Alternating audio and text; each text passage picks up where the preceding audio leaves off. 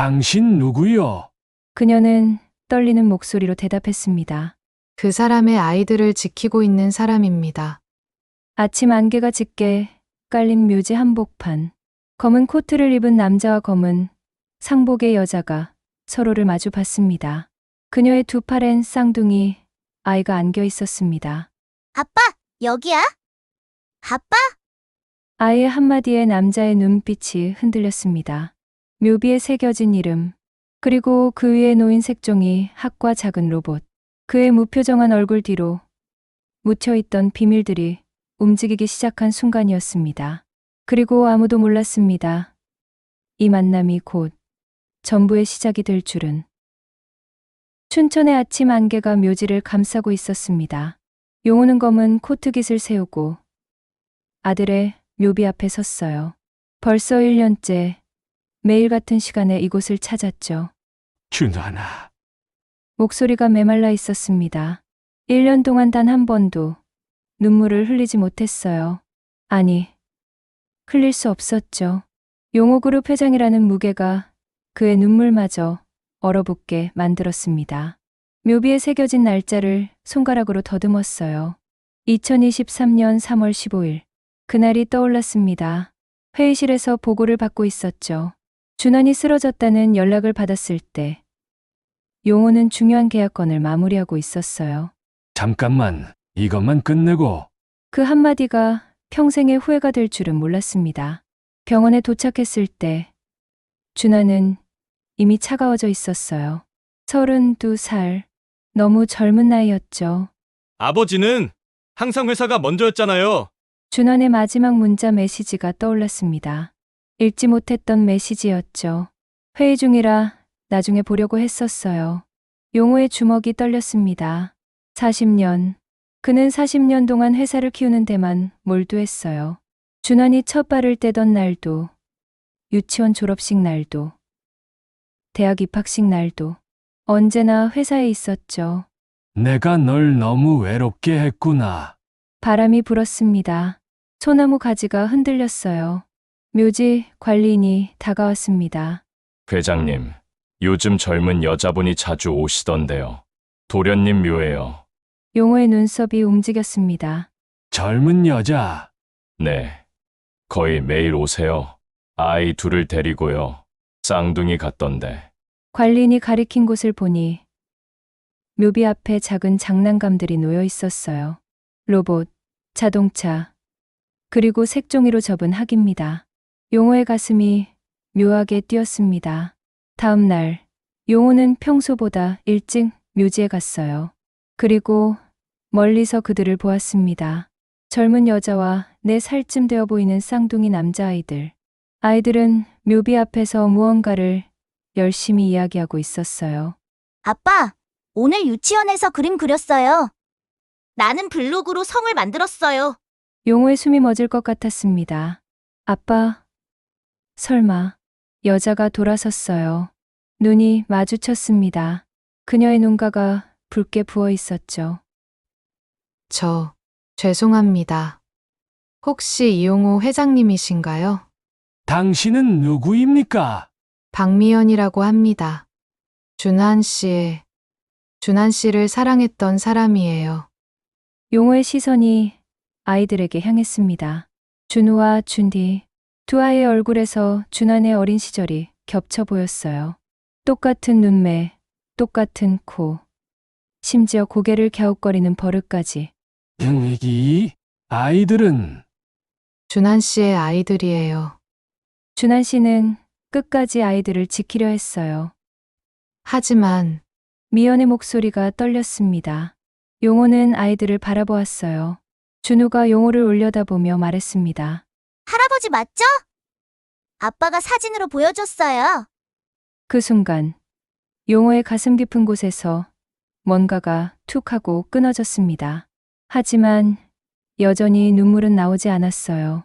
DNA 검사를 해보시겠어요? 미연이 조용히 물었습니다. 우리 아이들은 떳떳해요. 준환 씨가 남긴 전부예요. 일주일. DNA 검사 결과를 기다리는 일주일은 용호의 인생에서 가장 긴 시간이었습니다. 매일 밤 준환의 방을 들여다보았어요. 아직도 그대로였죠.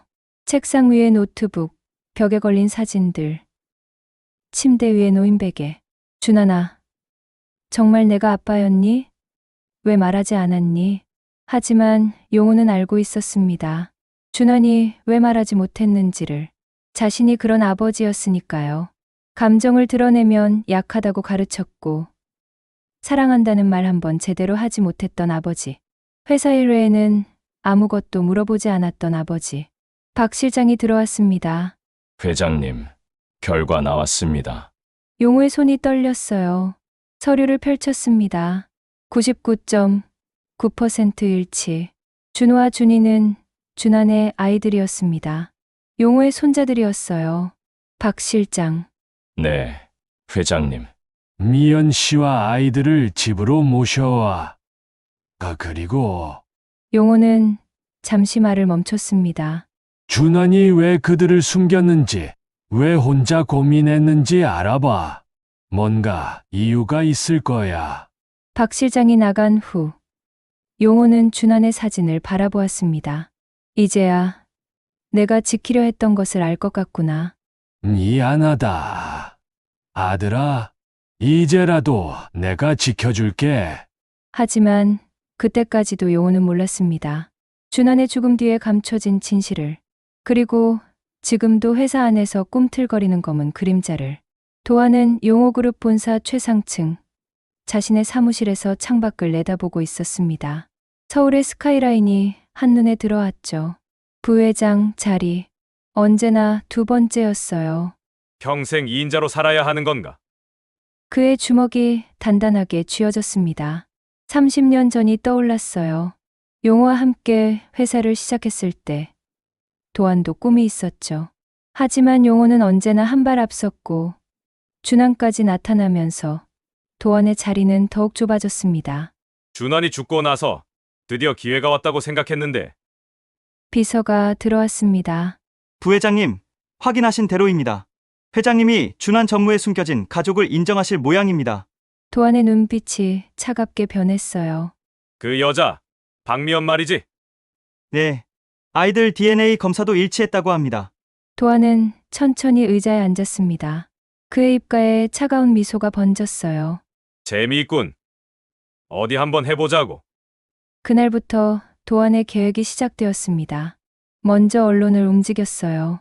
용호그룹 후계자의 숨겨진 여자, 의혹 제기, 박미연, 과거 유흥업소, 근무 루머, 황금만 노린 계획적 접근, 거짓 기사들이 쏟아졌습니다. SNS는 더 빨랐어요. 조작된 사진과 루머가 퍼졌죠. 미연의 작은 아파트 앞은 기자들로 가득했습니다. 박미연 씨, 한마디만 하세요. 정말 준환 씨의 아이가 맞습니까? 얼마를 요구하신 겁니까? 미연은 아이들을 꼭 안고 있었어요. 준호와 준이가 무서워서 울기 시작했습니다. 엄마, 무서워요. 왜 사람들이 소리 질러요? 미연의 가슴이 찢어질 것 같았어요. 하지만 아이들 앞에서 울 수는 없었죠. 유치원도 문제였습니다. 원장실에서 원장이 난처한 표정으로 말했어요. 죄송합니다만 다른 학부모들이 불편해하셔서요. 아이들이 무슨 잘못이 있나요? 그게 아니라 언론에서 계속 나오고 있잖아요. 다른 아이들한테도 영향이. 미연의 얼굴이 창백해졌습니다. 제발요. 우리 아이들은 아무 잘못이 없어요. 하지만 원장은 고개를 저었습니다. 집으로 돌아오는 길, 준호가 물었어요. 엄마, 우리가 나쁜 아이예요. 그 순간 미연의 눈에서 눈물이 흘렀습니다. 아이들이 보지 못하게 고개를 돌렸지만 어깨가 떨렸어요. 한편 용호그룹 이사회는 분열되고 있었습니다. 회장님, 이건 아닙니다. 회사 이미지가 추락하고 있어요. 갑자기 나타난 여자와 아이들을 어떻게 믿습니까? 주가가 계속 떨어지고 있습니다. 이사들이 소리쳤습니다. 도안은 조용히 앉아서 지켜보고 있었죠. 용호는 침묵했습니다. 그의 마음속에서는 폭풍이 몰아치고 있었어요. 회사를 지켜야 한다. 하지만 준환의 가족도 박 실장이 조용히 다가왔습니다. 회장님, 이상합니다. 뭐가? 언론 플레이가 너무 조직적이에요. 누군가 의도적으로. 용호의 눈빛이 날카로워졌습니다. 조사해봐. 네, 그리고 준한 전무님이 돌아가시기 전 행적도 다시 살펴보겠습니다. 박 실장은 30년 동안 용호 곁을 지켜온 사람이었어요. 그의 직감은 늘 정확했죠. 그날 밤 미연의 집 앞에서 또 다른 일이 일어났습니다. 나가, 여기서 나가라고! 동네 주민들이 모여서 소리쳤어요. 우리 동네 이미지 망치지 말고 나가! 벽에는 붉은 스프레이로 낙서가 되어 있었습니다. 사기꾼, 거짓말쟁이. 미연은 아이들의 귀를 막았어요. 하지만 아이들은 이미 알고 있었죠. 자신들이 환영받지 못한다는 것을. 엄마, 준이가 작은 목소리로 말했어요. 우리 할아버지 집에 가면 안 돼요? 미연은 아이를 꼭 안았습니다. 조금만 참자. 조금만. 하지만 그녀도 한계였어요. 혼자서 아이들을 키우며 버텨왔지만 이런 공격은 처음이었습니다. 도안의 사무실에서는 비밀회의가 진행되고 있었습니다. 자금 흐름을 조작하는 건 쉽습니다. 준한 전무가 회사 돈을 빼돌렸다는 증거를 만들면 그럼 그 여자도 공범이 되는 거군. 도안이 만족스럽게 웃었어요. 퍼펙트. 진행해. 그런데 박 실장이 뭔가를 발견했습니다. 준환의 마지막 일정표를 다시 살펴보던 중 이상한 점을 찾았어요. 준환이 죽기 일주일 전부터 도안과 자주 만났다는 기록이 있었습니다. 왜 갑자기 도안 부회장을 자주 만났을까? 그리고 준환의 개인 메일에서 발견한 한 줄. 더 이상은 못 참겠습니다. 모든 것을 밝히겠습니다. 박 실장의 눈빛이 변했어요. 뭔가 큰 일이 숨겨져 있었습니다. 그때 전화가 왔어요. 박 실장님, 미연 씨가 쓰러졌습니다. 병원, 응급실. 미연은 의식을 잃고 누워 있었어요. 극심한 스트레스로 인한 쇼크였습니다. 준우와 준이가 엄마 곁에서 울고 있었어요. 엄마! 엄마 일어나요. 엄마, 가지 마요. 그때 용호가 도착했습니다. 아이들이 용호를 보자마자 달려왔어요. 할아버지, 엄마가 안 일어나요. 할아버지, 엄마 살려주세요. 두 아이가 용호의 다리를 붙잡고 울었습니다. 그들의 작은 손이 떨리고 있었어요. 그 순간이었습니다. 용호의 마음이 완전히 열렸어요. 차가운 기업인의 가면이 깨졌습니다. 괜찮아. 할아버지가 있어. 용호는 아이들을 안았습니다. 처음으로 손자들을 진심으로 안았어요. 이제 할아버지가 지켜줄게. 의사가 나왔습니다. 다행히 위험한 상황은 넘겼습니다. 하지만 절대 안정이 필요해요. 용호는 결심했습니다.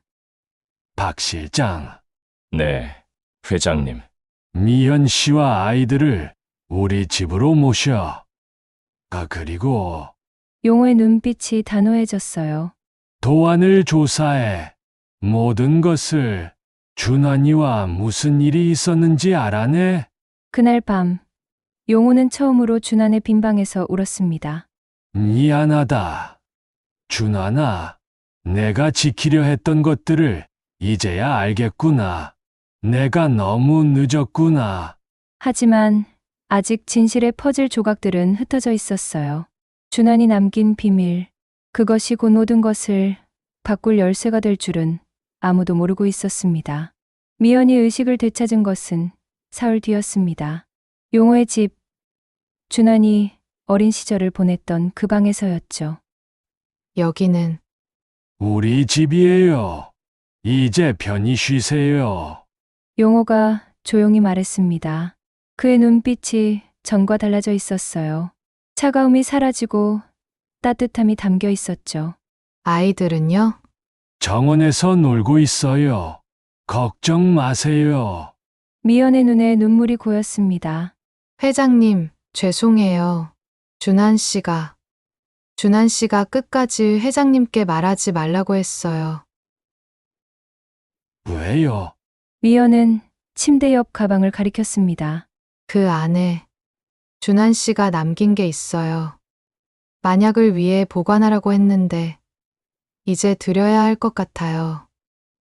용호가 가방을 열었습니다. 그 안에는 편지 한 장과 작은 USB가 있었어요. 편지 봉투에는 아버지께라고 적혀 있었죠. 손이 떨렸습니다. 준한의 글씨였어요. 아버지, 이 편지를 읽고 계신다면 저는 이미 없겠죠. 미안합니다. 끝까지 용기를 내지 못했습니다. 미연과 아이들을 지키기 위해 숨겼습니다. 도안 부회장이 모든 진실은 USB 안에 있습니다. 사랑합니다, 아버지. 용호의 가슴이 무너지는 것 같았어요. 사랑한다고. 준환이가 나한테 사랑한다고. 박 실장이 USB를 노트북에 연결했습니다.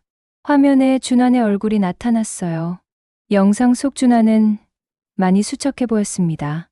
눈 밑에는 다크서클이 짙었죠. 아버지, 준환입니다. 이 영상을 찍는 날이 2023년 3월 10일이에요. 제가 죽기 닷새 전이네요. 용호의 숨이 멎을 것 같았습니다. 도안 부회장이 저를 협박했습니다. 회사 자금 500억을 횡령한 증거를 찾았어요. 처음엔 그냥 지나치려 했는데 규모가 너무 커서, 그리고 더 큰 비리들이 있었습니다. 준환이 서류들을 카메라에 보였어요. 횡령 증거, 허위 계약서, 뇌물 리스트. 도안 부회장이 알았어요. 제가 증거를 가지고 있다는 걸. 그래서 협박했죠. 미연과 아이들을 해치겠다고. 영상 속 준환의 목소리가 떨렸습니다. 전 비겁했어요. 회사를 지켜야 한다는 생각보다 미연과 아이들을 먼저 생각했습니다. 그래서 침묵하기로 했어요. 준환이 잠시 말을 멈췄다가 다시 이어갔습니다. 하지만 더 이상은 못 참겠어요. 도안 부회장의 요구가 점점 커지고 있어요. 회사를 완전히 집어삼키려 해요. 그래서 결심했습니다. 모든 것을 밝히기로. 화면이 바뀌었어요. 도안과 준환이 만나는 장면이었습니다. 몰래 촬영한 영상이었죠. 준환, 넌 너무 많이 알았어. 조용히 있으면 가족은 안전할 거야. 도안의 목소리가 차갑게 들렸습니다. 하지만 거부한다면 그 여자, 박미연 말이야. 불쌍하게 될 거야. 아이들도. 이 나쁜 놈!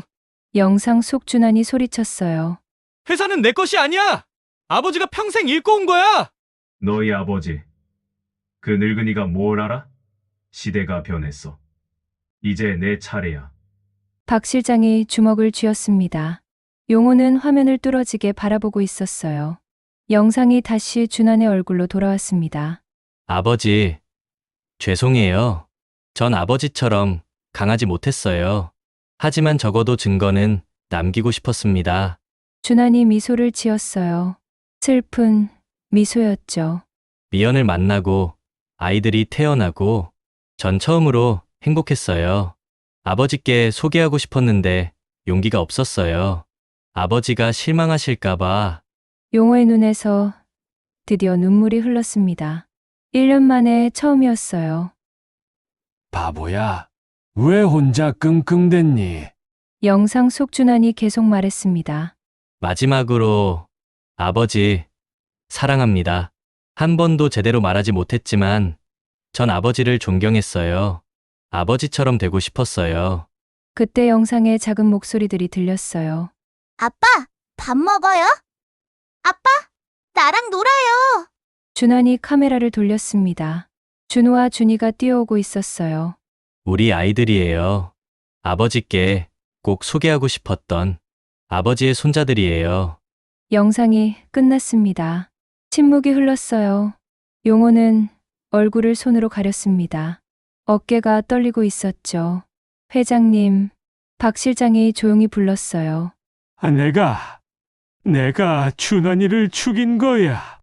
내가 제대로 된 아버지였다면, 준환이가 나한테 털어놓을 수 있었다면. 용호의 통곡이 터져 나왔습니다. 40년 만에 처음으로 그는 소리내어 울었어요. 미연이 조용히 말했습니다. 준한 씨는 끝까지 회장님을 지키려 했어요. 회사가 망가지는 걸 막으려 했고요. 그 스트레스가, 그게 준한이 심장을. 의사의 보고서가 떠올랐습니다. 극심한 스트레스로 인한 급성 심근경색. 32살 젊은이에게는 있을 수 없는 일이었죠. 박 실장이 USB를 다시 확인했습니다. 회장님, 여기 더 있습니다. 도안 부회장의 비리 증거가 빼곡해요. 이걸로 충분히. 충분해. 용호가 일어섰습니다. 그의 눈빛이 변했어요. 슬픔이 분노로 바뀌었습니다. 도환, 내가 내 아들을 죽였구나. 그때 문이 열리고 준호와 준이가 뛰어들어왔어요. 할아버지, 엄마 깼어요? 엄마! 아이들이 미연에게 달려갔습니다. 용호는 아이들을 바라보았어요. 준환이 지키려 했던 것들. 이제는 자신이 지켜야 할 것들이었죠. 준우야, 준이야. 네, 할아버지. 할아버지가 약속할게. 이제 아무도 너희를 괴롭히지 못하게 할 거야. 용호는 박 실장을 돌아보았습니다. 내일 긴급 이사회를 소집해. 그리고 주주총회 준비도 시작해. 네, 회장님. 그리고 최고의 법률팀을 구성해. 도안을 완전히 끝낼 거야. 박 실장이 고개를 끄덕였어요. 용호는 창밖을 바라보았습니다. 봄이 오고 있었어요. 준환아, 이제 아빠가 나서겠다. 내가 지키려 했던 모든 것을 지킬게. 미연이 조용히 물었습니다. 회장님, 준한 씨가 또 하나 남긴 게 있어요. 뭐요? 준한 재단을 만들고 싶다고 했어요. 어려운 아이들을 돕는, 자기처럼 외로운 아이들이 없었으면 좋겠다고. 용호의 가슴이 뜨거워졌습니다. 그래, 만들어야지. 준환이 이름으로. 준이가 용호의 손을 잡았어요. 할아버지, 아빠 보고 싶어요. 나도야. 할아버지도 아빠가 보고 싶어. 그날 밤, 용호는 준환의 방에서 일기를 발견했습니다. 오늘 미연이 임신 소식을 들었다. 쌍둥이란다. 너무 행복하다. 하지만 무섭기도 하다. 나는 좋은 아빠가 될 수 있을까? 아버지처럼 일만 하는 아빠가 되지는 않을 거다. 매일 아이들과 놀아주고 사랑한다고 말해주는 아빠가 될 거다. 용호는 일기장을 가슴에 안았습니다. 그래, 넌 좋은 아빠였어. 나보다 훨씬 나은 아빠였어. 다음 날 아침, 용호는 전 직원에게 메일을 보냈습니다. 진실을 밝힐 때가 왔습니다. 용호그룹의 새로운 시작을 알립니다. 폭풍이 오고 있었어요. 하지만 용호는 준비되어 있었습니다. 준환이 남긴 진실의 조각들로 이제 정의의 퍼즐을 완성할 차례였으니까요. 주주총회 전날 밤, 춘천의 묘지는 고요했습니다. 용호는 준환의 묘비 앞에 섰어요. 이번에는 혼자가 아니었죠. 준호와 준이가 함께였습니다. 아빠, 내일 할아버지가 나쁜 사람 혼내줄 거예요. 준호가 묘비에 대고 말했어요. 우리 이제 괜찮을 거예요, 아빠. 준이도 작은 꽃다발을 놓았습니다. 용호는 무릎을 꿇었어요. 준환아, 내일이다. 내가 지키려 했던 진실을 세상에 알리겠다. 늦었지만 아빠가 해야 할 일을 하겠다. 바람이 불었습니다. 마치 준환이 대답하는 것 같았어요. 용호는 아이들을 바라보았습니다. 할아버지가 아빠 이야기 해줄까? 네. 아이들이 반짝이는 눈으로 대답했어요. 너희 아빠는 정의로운 사람이었어. 옳은 일을 위해 목숨을 걸었지. 비록 혼자 싸우다가, 하지만 끝까지 너희와 엄마를 지켰단다. 아빠가 영웅이었어요? 그래, 진짜 영웅이었어. 다음 날 아침, 용호그룹 본사 대회의실. 수백 명의 주주들이 모였습니다. 카메라 플래시가 터졌어요. 긴장감이 감돌았죠. 도안은 자신만만하게 앉아 있었습니다. 그의 옆에는 자신을 지지하는 이사들이 있었어요. 오늘로 끝이야, 용호. 내 시대는 끝났어. 도안이 작게 중얼거렸습니다. 용호가 입장했어요. 검은 정장, 고든 자세. 하지만 눈빛이 달랐습니다. 슬픔과 분노, 그리고 결의가 담겨 있었죠. 주주 여러분, 오늘 저는 중요한 진실을 말씀드리려 합니다. 회의장이 조용해졌어요. 1년 전, 제 아들 준환이 세상을 떠났습니다. 32살이었죠. 저는 그저 과로라고 생각했습니다. 하지만, 용호가 신호를 보냈습니다. 대형 스크린에 준환의 얼굴이 나타났어요. 이것은 준환이 죽기 닷새 전 남긴 영상입니다. 영상이 재생되기 시작했습니다. 준환의 목소리가 회의장에 울려 퍼졌어요. 도안 부회장이 회사 자금 500억을 횡령했습니다. 증거는 모두 여기 있습니다.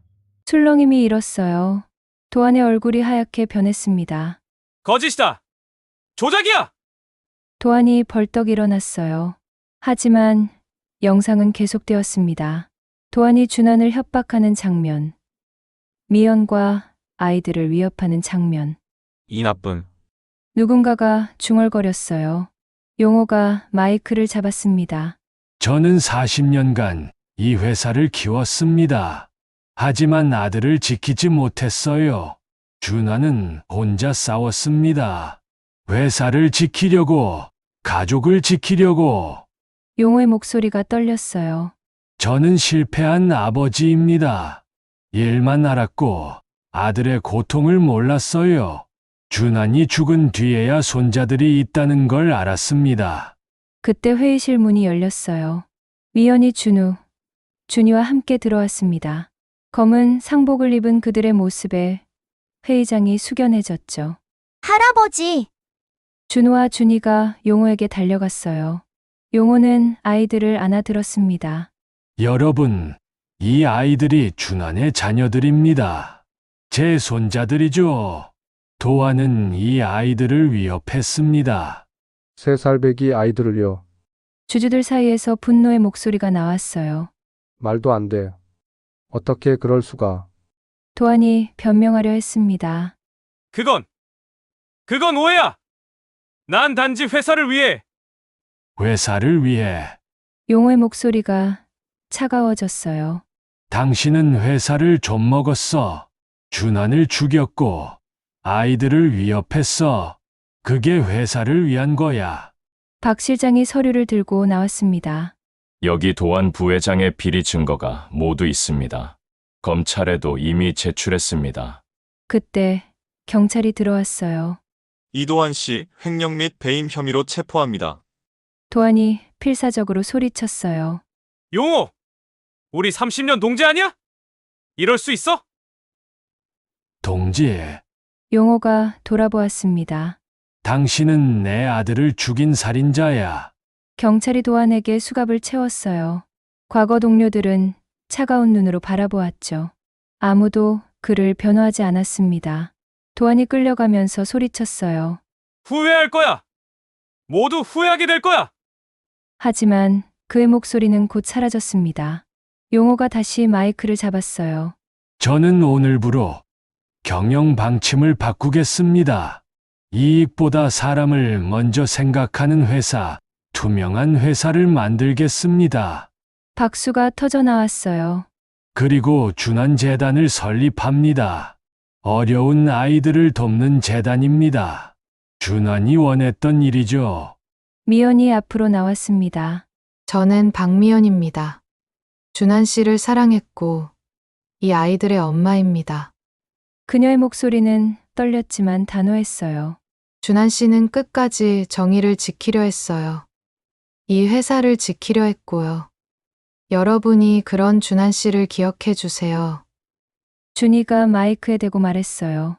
우리 아빠는 좋은 사람이었어요. 순간 회의장에 따뜻한 웃음이 번졌습니다. 투표가 시작되었어요. 결과는 압도적이었습니다.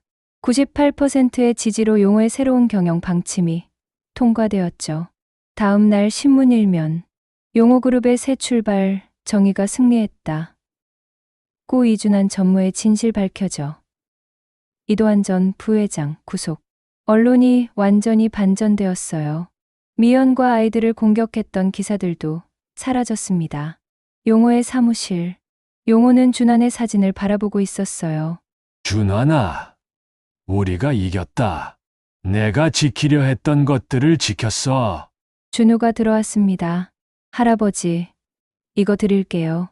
종이 비행기였어요. 거기에는 삐뚤빼뚤한 글씨로 이렇게 쓰여 있었죠. 할아버지 사랑해요. 아빠한테도 전해주세요. 용호의 눈가가 촉촉해졌습니다. 그래, 전해줄게. 밖에서는 봄비가 내리고 있었어요. 정희는 늦게 왔지만 결국 왔습니다. 준환이 목숨을 걸고 지키려 했던 진실이 마침내 빛을 보았죠. 용호는 창밖을 바라보았습니다. 이제 시작이야, 준환아. 내가 꿈꾸던 세상을 만들어 갈게. 준이가 용호의 손을 잡았어요. 할아버지, 우리도 도와줄게요. 그래, 우리 함께 하자. 그날 저녁, 용호는 처음으로 푹 잤습니다. 준환이 꿈에 나타났어요. 웃고 있었죠. 아버지, 사랑해요. 나도 사랑한다.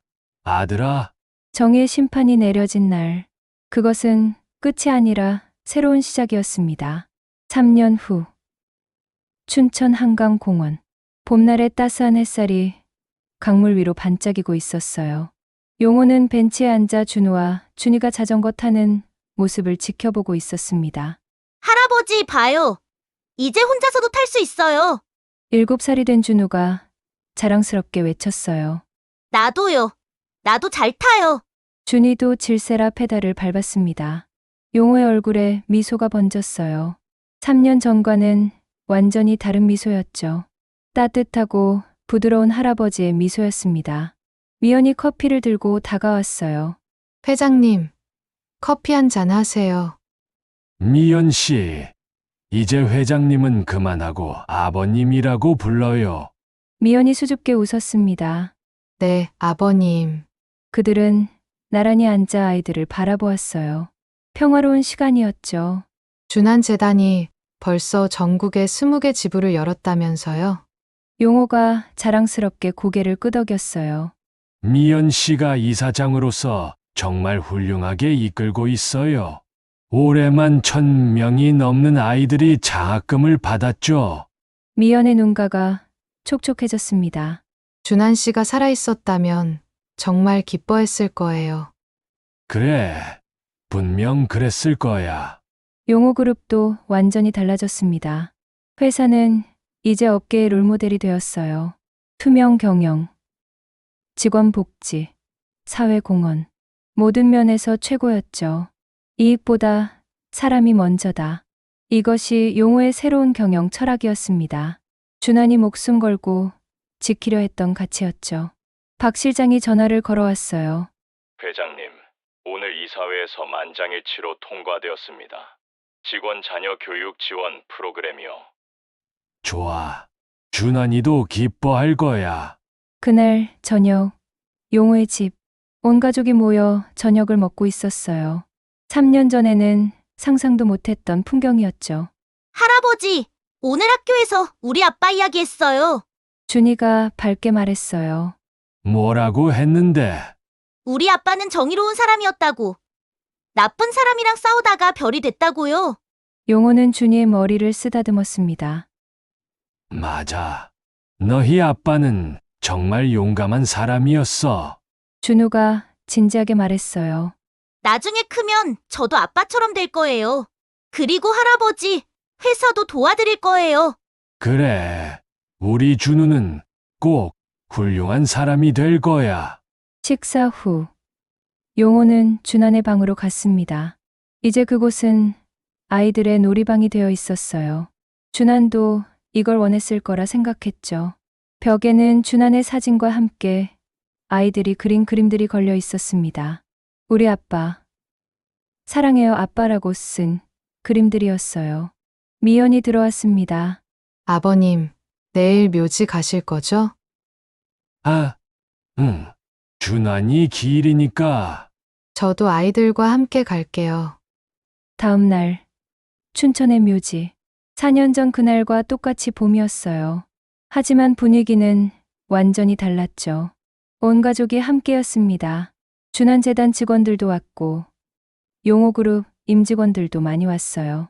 준환을 기억하는 사람들이었죠. 용호가 묘비 앞에 섰습니다. 준환아, 잘 지내고 있니? 우리는 모두 잘 있어. 준호와 준이가 직접 만든 꽃다발을 놓았어요. 아빠, 저 이제 한글도 다 읽을 수 있어요. 저는 피아노도 배우고 있어요. 미연이 조용히 말했습니다. 여보, 당신이 지키려 했던 것들 모두 잘 있어요. 아버님도 완전히 변하셨고, 회사도 좋아졌어요. 용호가 이어받았어요. 준환아, 이제야 깨달았다. 진정한 성공은 돈이나 권력이 아니라 사랑하는 사람들과 함께하는 거라는 걸. 바람이 불었습니다. 벚꽃잎이 흩날렸어요. 박 실장이 다가왔습니다. 회장님, 준한 전무님이 자랑스러워 하실 겁니다. 그랬으면 좋겠네. 그때 준이가 하늘을 가리켰어요. 저기 봐요. 무지개. 정말이었습니다. 봄비가 그친 후 무지개가 떠 있었어요. 아빠가 우리 보고 있는 거예요.